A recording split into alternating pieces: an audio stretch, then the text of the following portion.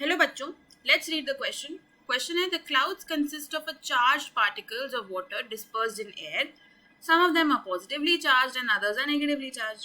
When positively charged clouds come closer, they cause lightning and thundering, whereas when positive and negative charged colloids come closer, they cause heavy rain by aggregation of minute particles. तो question में आपको एक passage दिया हुआ है, उसके basis पे question पूछा गया है आपसे. तो क्लाउड्स के बारे में बता रहे हैं कि क्लाउड्स में वाटर होता है डिस्पर्स्ड इन एयर. अब पॉजिटिवली चार्ज भी होते हैं, नेगेटिवली चार्ज भी होते हैं. तो जब पॉजिटिवली चार्ज क्लाउड्स नेगेटिव के पास आते हैं तो थंडरिंग लाइटनिंग होती है. लेकिन अगर positive and negative charge clouds आपस में पास आते हैं तो हैवी रेन होती है बाय एग्रीगेशन. ठीक है, एग्रीगेशन मतलब मिल जाते हैं ये, तो प्रेसिपिटेशन कॉज करते हैं. It is possible to cause artificial rain by throwing electrified sand or silver iodide from an aeroplane and thus coagulating the mist hanging in air.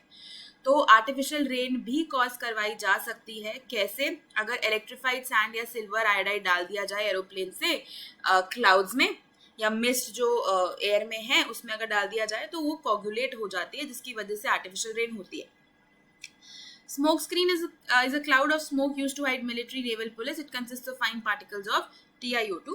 Question हमारा ये है, AGI helps in artificial rain because options है, it helps in ionization of water, it helps in dispersion process, it helps in coagulation, और all of them.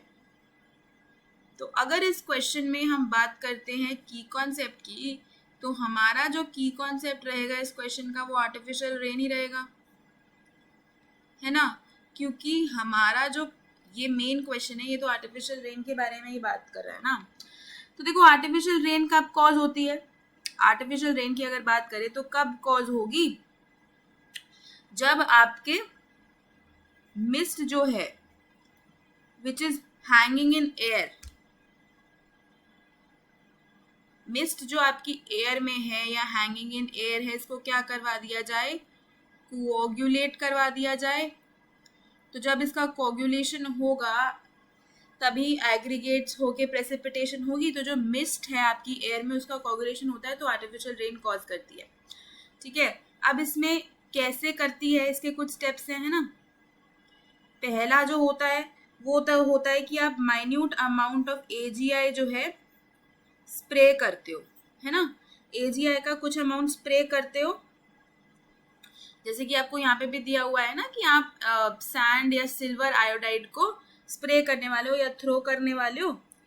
फिर दूसरा इसमें क्या होता है, जब AGI आपने स्प्रे कर दिया अक्रॉस द क्लाउड्स, तो जो सिल्वर आयोडाइड पार्टिकल्स हैं, सिल्वर आयोडाइड के जो पार्टिकल्स हैं वो क्या करते हैं, they rise into the clouds,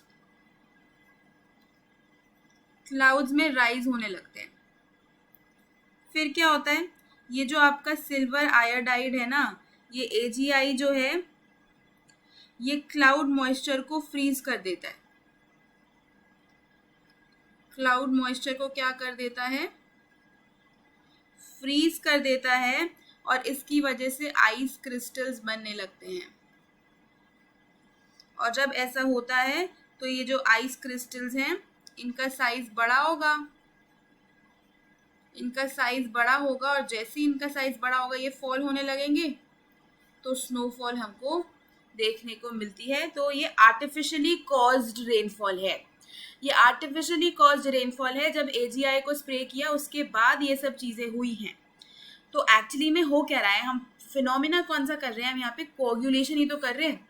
coagulation कर रहे हैं ना, बहुत सारे पार्टिकल्स आपस में जुड़ रहे हैं, कोगुलेट कर रहे हैं, तो उसके बाद ही तो फॉल हो रहे हैं. वो तभी तो बिग हो जाएगा ना साइज में, और तभी वो फॉल करने वाला है. तो इसीलिए यहाँ पे जो मेन रीजन है आर्टिफिशियल रेन का वो कोगुलेशन में है, क्योंकि AGI कोगुलेशन में हेल्प करता है. और ये आपको इधर भी दिया हुआ है, दस coagulating the mist hanging in air. तो इस कोगुलेशन के प्रोसेस से ही आर्टिफिशियल रेन हो रही है.